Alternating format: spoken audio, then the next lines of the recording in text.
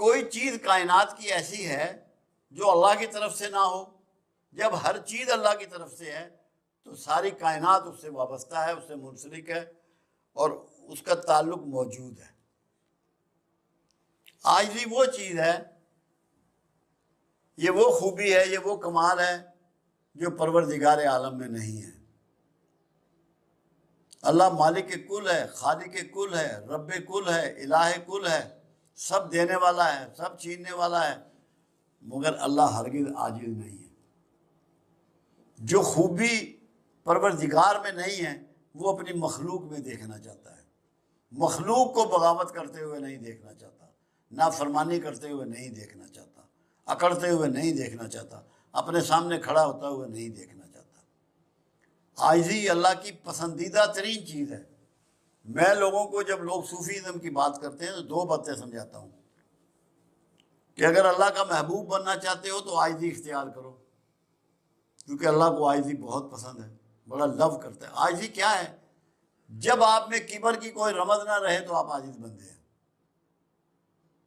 عام بندے ہیں، عجز کرنے والے، ڈرنے والے، یہ سمجھنے والے کہ آپ کا سب کچھ اللہ کے پاس ہے، آپ کے سانس بھی اللہ کے پاس ہیں، آپ کے اختیار میں کچھ نہیں ہے۔ جب اپنے آپ کو آپ یہ سمجھ لیتے ہیں کہ میں بے اختیارہ ہوں، پھر آپ عاجز بندوں میں شمار ہو جاتے ہیں۔ سارے اختیار جب آپ سمجھتے ہیں اللہ کے پاس ہے۔ سمدیت کیا ہے؟ بہت آسان بات ہے۔ اللہ اپنی مخلوق سے پیار کرتا ہے، ان کو انعامات دیتا ہے، ان کو نعمتیں دیتا ہے، نعمتیں گنواتا ہے، نعمتیں بتاتا ہے، نعمتیں پہنچاتا ہے، نعمتیں تقسیم کرتا ہے، مگر ان کی طرف سے کسی معاوضے سے بالکل صمد میں ہے، بے نیازی میں ہے۔ سمدیت یہ ہے کہ سب کچھ دینا، کچھ نہ لینا۔ اللہ کا سورج فصلیں پکا رہا ہے، بارش برسا رہا ہے، آپ کی فصلوں سے پانی اڑا رہا ہے، آپ کو دھوپ دے رہا ہے، آپ کو حرارت دے رہا ہے، آپ اسے کیا دیتے ہیں؟ سورج اللہ کی سمدیت کا ایک مظہر ہے۔ بارش برستی ہے، سب کے کھیتوں پہ برس رہی ہے، پانی دے رہی ہے، پینے کا، نہانے کا، کھیت سیراب کرنے کا، گھروں کو صاف پاک کرنے کا۔ آپ بارش کو کیا دیتے ہیں؟ تو بارش سمدیت کا ایک روپ ہے۔ سمدیت بنیادی طور پہ کیا چیز ہے؟ کہ تمہارے لیے اللہ ہر چیز بہتر سے بہتر چاہتا ہے، مگر تم سے اس کے معاوضہ نہیں چاہتا۔ اگر جنت کی بات بھی ہے تو وہ بھی تمہارے لیے ہے، بخشش کی بات ہے وہ بھی تمہارے لیے ہے، آخرت میں انعامات کی بات ہے وہ بھی تمہارے لیے ہے۔ اللہ کے لیے تو کچھ نہیں ہے۔ جو اللہ آپ کی طرف سے کسی بھی نفع نقصان سے آزاد ہے، یہی سمدیت ہے۔ آپ اللہ کا نہ بگاڑ سکتے ہیں، نہ سنوار سکتے ہیں، نہ اسے بڑا کر سکتے ہیں، نہ اسے چھوٹا کر سکتے ہیں، نہ اسے امیر کر سکتے ہیں، نہ اسے غریب کر سکتے ہیں۔ وہ جو ہے، جس طرح کا ہے، جیسا ہے، بھرپور ہے، مکمل ہے، اور آپ کی طرف سے کسی معاوضے سے بے نیاز ہے۔ تو سمدیت یہ ہے کہ سب کچھ دینا، کچھ نہ لینا۔ جب یہ کوالٹی کسی مرد خدا میں پیدا ہو جاتی ہے، وہ اللہ کے قریب ترین ہو جاتا ہے۔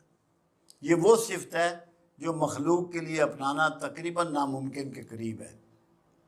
ہمیں تو حاجات ہیں، سونے کی، پیشاب کرنے کی، پخانہ پھرنے کی، کھانا کھانے کی، غصے کی، نفرت کی، محبت کی، چاہت کی۔ ہماری تو بہت سی حاجات ہیں، ہم تو اولاد کی محبت میں مجبور ہیں۔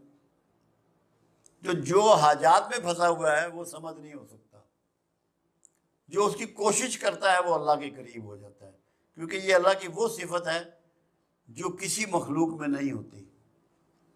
تو جو مخلوق اس صفت کو اپنے اندر پیدا کرنے کی کوشش کرتی ہے کہ لوگوں کو دیتا ہے، لیتا نہیں، کچھ بھی نہیں لیتا، صرف دینے پہ کمر باندھ لی ہے، وہ سمدیت کی پریکٹس کے نزدیک ہو جاتا ہے۔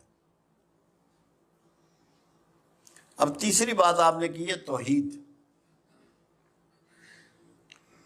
دو چیزیں ہوتی ہیں، ایک پرسنالٹی ہوتی ہے، ایک اتھارٹی ہوتی ہے۔ دونوں میں جب اللہ تنہا ہوتا ہے تو تب توحید مکمل ہوتی ہے۔ پرسنالٹی میں کوئی بیٹا نہیں اللہ کا، کوئی باپ نہیں اللہ کا، کوئی بہن نہیں اللہ کی، کوئی بیوی نہیں اللہ کی، کوئی اولاد نہیں اللہ کی۔ یہ پرسنالٹی ہے، اس کے نسب میں کوئی نہیں ہے، وہ اکیلا ہے، نہ اس کو کسی نے پیدا کیا اور نہ اس نے کسی کو اس طرح پیدا کیا نسب سے، جیسے ماں باپ کے بچے پیدا ہوتے ہیں۔ یہ توحید کا ایک پہلو ہے۔ دوسرا توحید کا پہلو ہے یہ، اس میں لوگوں نے جیسے عیسیٰ علیہ السلام کو لوگوں نے اللہ کا بیٹا کہہ دیا، توحید سے نکل گئے۔ دوسری توحید ہوتی ہے اتھارٹی، رب وہی ہے اور کوئی رب نہیں ہے۔ رب کہتے ہیں دینے والے کو، چھیننے والے کو، پالنے والے کو، پہنچانے والے کو۔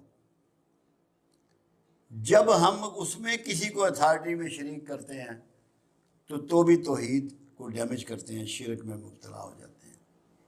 اس میں لوگ ہمارے ہاں بے شمار ایسے ہیں جنہوں نے بت تراش لیے کہ یہ بارش کرنے والا بت ہے، یہ اولاد دینے والا بت ہے، یہ کھیتوں میں فصل دینے والا بت ہے، تو وہ توحید ختم ہو گئی۔ سب اتھارٹی اللہ کو ساتھ ماننا کہ اللہ ہی دینے والا ہے، اللہ ہی چھیننے والا ہے، وہی رب ہے۔ وہ آپ سے اس کا ایگریمنٹ بھی یہی ہے، الستو بربکم،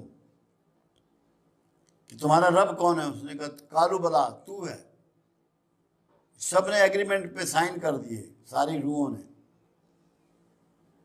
تو اس کو اتھارٹی ماننا اور کسی کو اتھارٹی تسلیم نہ کرنا، اس کی ذات میں کسی کو شریک نہ کرنا، یہ توحید کے دو بنیادی پہلو ہیں۔ اگر آپ اللہ کے علاوہ دوسروں سے مانگنا شروع کرتے ہیں تو آپ بغیر ارادے کے شرک میں داخل ہوتے ہیں۔ بچ اس لیے جاتے ہیں کہ ارادہ نہیں ہوتا شرک کا آپ کا، ورنہ آپ مشرکوں میں اٹھیں۔ اللہ کے علاوہ کسی سے سوال کرنے کی حاجت، ضرورت نہیں ہے۔ توحید کا تقاضا ہے یہ، اس کو واحد، اکیلا حکمران، اکیلا مالک جانے۔ سورہ اخلاص اس کی اعلیٰ ترین مثال ہے۔ سورہ اخلاص کو پڑھیں، اس کو اخلاص کہا ہے اس لیے کیا کہ خالص توحید کا بیان ہے اس میں۔ اس کا اخلاص کا لفظ نہیں ہے سورہ میں، مگر کیونکہ خالص توحید کو ڈسکس کرنے والی سورہ ہے اس لیے اس کو اخلاص کے نام سے موسوم کیا گیا۔ تو یہ توحید کو بھی آپ اچھی طرح سمجھ لیں۔ اتھارٹی اور پرسنالٹی دونوں میں کسی قسم کا شریک نہ پیدا کیا جائے، نہ بنایا جائے، نہ توقع رکھی جائے۔ اللہ آپ کا میرا حامی و ناصر۔